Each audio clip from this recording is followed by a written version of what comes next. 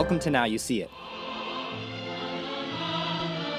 Disney films have made great strides in their portrayal of women, from the entirely domestic and dependent Snow White in 1937 I wash and sew and sweep and cook. to the adventurous and unconstrained Merida in 2012. Merida, a princess does not place her weapons on the table. Mom. It's hard to go a single day on the internet without finding yet another blog post about free-spirited women in Disney movies, especially the Disney princesses. They all praise Disney movies for making great steps towards women's rights in our society, but who cares? These are just movies. Shouldn't we stop relying on fictional storytelling to comment on reality? I want to argue that film is in fact one of the best methods of commenting on a society, and a Disney princess can have more influence on a society than any politician or leader.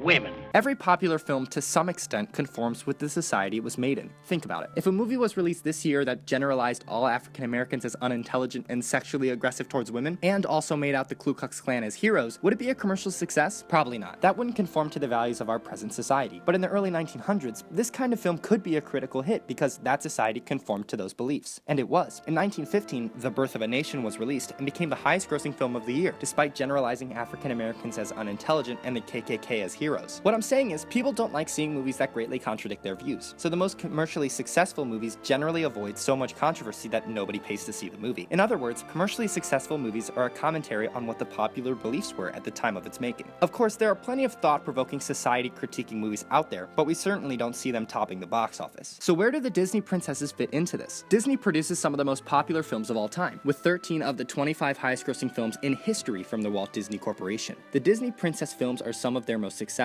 Let's take a look at how Disney films conform with the societies they were made in. Snow White takes place in Germany in the 1500s, but it's very much a portrayal of life for women in America when it was made in 1937. Women at this time were taught that their place was in the home, and Snow White is a perfect representation of that view. For her, a home is the only safe place. The outside world is scary. Her safety is in a house where she feeds, cooks, and cleans for others, and her life is eventually saved by a man. Snow White is more telling a description of the societal perceptions of women at that time than any textbook. Through fiction, we get a taste of reality. Ariel reflects society's portrayal of women during the creation of The Little Mermaid. In 1989, America has accepted the deviation from the nuclear family and a woman's role outside of the home. Ariel leaves her home, the ocean, in search for her destiny. But what is she in search for? A man. 1989 America still believes a woman's main goal is to find a husband and start a family. Society has not yet reached the milestone of seeing women independent of a man, and that is reflected in the popular cinema of that era. Merida in Brave shows society's current view of women. She is fierce, independent, and doesn't need a man. In fact, she outperforms other men in her world. In our society, we now recognize that women can do anything a man can do and don't need men in their lives to be happy. Women can now choose their own fate.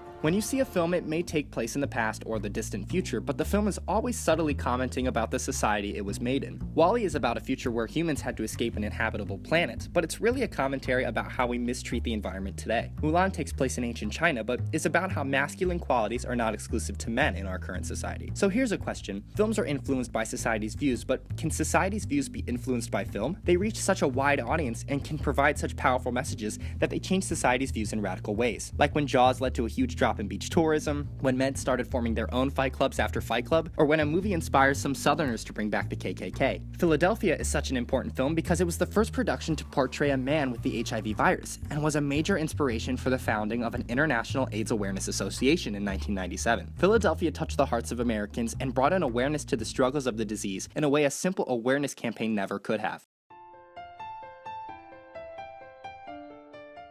What makes Disney princesses so important is that they're marketed towards families, and especially children. Children, specifically girls, idolize these princesses. They dress up like them. They mimic them. They act just like them. Don't we want to raise girls who become women with strong views of themselves? If Disney princesses present demeaning, domesticating values for women, then women will become that through mimicking that behavior. Disney princesses shape the character of the children that watch because girls want to be the princesses they see on screen. So what character should we show them? Thanks for watching.